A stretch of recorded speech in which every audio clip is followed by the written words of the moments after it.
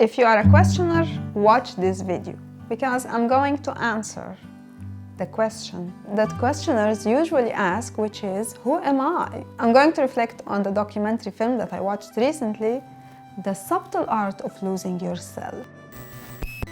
I'm Theresa Khalil, a writer, documentary filmmaker from Egypt living in Europe, and I'm on a journey to understand life. Believe it or not, I'm sharing it on this channel. It started with a documentary film called The Scrapbook of Life, Wang Zongyang, where I met someone who changed his belief. And I usually try to find people who change their beliefs or religions because those are the questioners. Those are the people who are, I believe, curious, and they want to find answers and find the way that make them live in peace. But I was pleasantly surprised recently when I watched this film by George Thompson, who I follow him for a long time since he used to go to China to meet Master Gu and do Tai Chi, because I'm a big fan of Tai Chi. I practice Tai Chi. It's my go-to sport and moving meditation. And I practiced it here with a master as well and his wife. So I was following him, and now I found that he made this documentary, and it has, or it's trying to answer the question, who am I, right? But I will reflect on what caught my attention in the film and what I agree with, what I don't agree with. So the first thing that caught my attention is how he's simplifying in this film big philosophical and spiritual concepts. He's using, he's trying to make all those things that you can't touch or feel touchable. So for example, ideas or thoughts, he portrayed them as balls in the head. Awareness, he used a lamp, okay? So wherever you put your attention, this is like a lamp. So that's something I liked in the film. So his answer in the film to the question, who am I, is that, okay, we have thoughts. It's not that I think, therefore I am. No, it's like you are having thoughts popping up in your head. You make stories of those thoughts, and based on those stories, if they are good or bad, they affect you whether negatively or positively. And that's connected to your peace and to your struggle. So if you are aware of that, if you know that this is who you are and that you need to make good stories of those thoughts, then your life will be better and you are going to live in peace. So I liked how, to be honest, I didn't feel the 45 minutes. He took us from, first, what is the problem that we are struggling, we are not, he was having panic attacks and all that, and then step by step you start to understand, okay, this is what's happening, this is who we are, and then at the end, the practical steps on what to do. So this is what I understood, is that if you control your thoughts, then you can live in peace. You also need to surrender to certain things in life, like change, like the mystery that is in life. Surrendering that you don't know everything is going to bring you peace. He also shared that humans are struggling, and that's, of course, I totally agree with. Struggle is part, or is the major part of the human experience, in my opinion. And so when you realize those thoughts, then how can you control them? By one practice, which is meditation. So you observe your thoughts, and one of the things that actually I struggle to do is that when I get lost in my thoughts and then I realize that I did this, I don't feel well about myself, right? But he said, like, you bring yourself back without judgment. And yeah, I totally understand and I agree with. That's how you do the meditation, focus on the breath. And I do meditation. I've been for 3 years now doing meditation. I have a healing experience with Dr. Joe Dispenza meditation, which I would like to share soon. This will make you be in peace, be more aware and conscious, and people will find inspiration in this, and they will also become more aware and more conscious, and life starts to change and become better. But I liked also at the end when he said that maybe this will not change like everything. Like, it doesn't mean that wars will disappear or there won't be any more climate change or anything. But it's like, that's what we can do, right? So I totally understand what question he's answering, who am I? This is also one of the questions I'm on a journey to find answers to.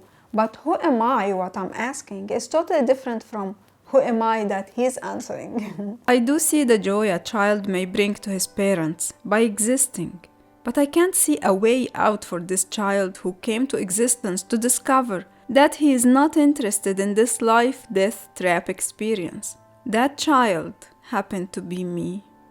Because what he's saying is, it's similar to what I found in my documentary film when I met Wang Zongyang, and how come he converted to Buddhism and he's now living in peace. And yeah, he shared with me those tools, surrendering and being in the present moment and in peace.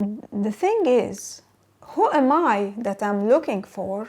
This question that is, for me, something I'm so curious about is, who am I? What is going on, you know? What is going on? Why I have thoughts popping in my head in the first place? Why do I exist in the first place, you know? Those are like, and I've been always wondering why I'm questioning such questions. Why I'm not like everyone else? Why everyone else is focused on their daily life, their daily struggles, the details of their daily routine, and I'm someone who's concerned with the big picture. What really bothered me about this is that not many people are like me, you know? So I'm like in this room, I don't know if I said this shared this image before. It's like there is a dead person in the middle of the room and everyone's just going around drinking, laughing, eating. And I'm like, there is a victim here, you know? So this is for me life. Like, this is what I'm wondering. Who am I? Who am I, you know? And I see from the film, The Subtle Art of Losing Yourself, he's answering the question with a very satisfying answer for people who don't have this big picture, you know?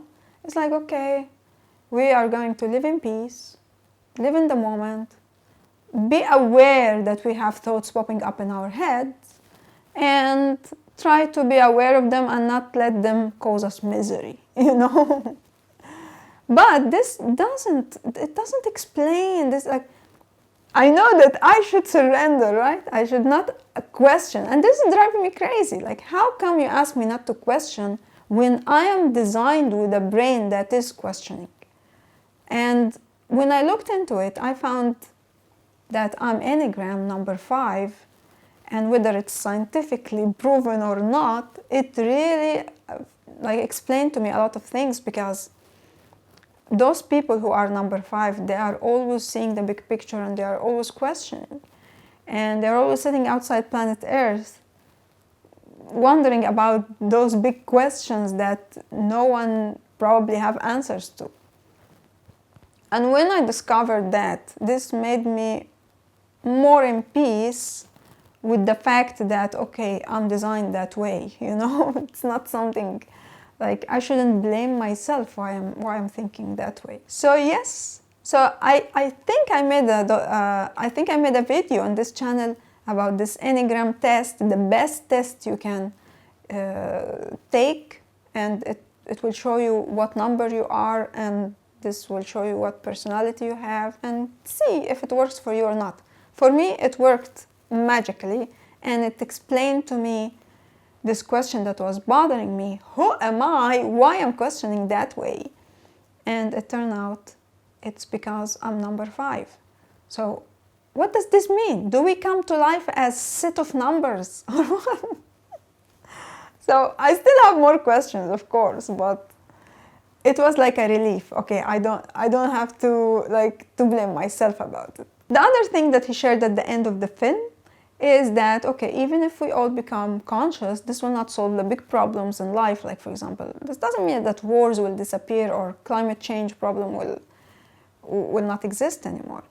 And yes, I totally agree. And I also don't think, because majority of people look at humans as the source of evil, you know, like if humans got more conscious, then the world will be better. And I don't see it that way. I see that life is designed with evil, you know? Even if we remove humans totally, if there is no single human on planet Earth, the idea that a lion eats a deer alive is so evil, and it has nothing to do with humans. So I definitely believe that even if humans became super aware, super spiritual, life will still have earthquakes, volcanoes, struggles, war, and also it's so tricky for you as a human being to just be super nice and kind, and because sometimes you need to step up for yourself, you know? It's like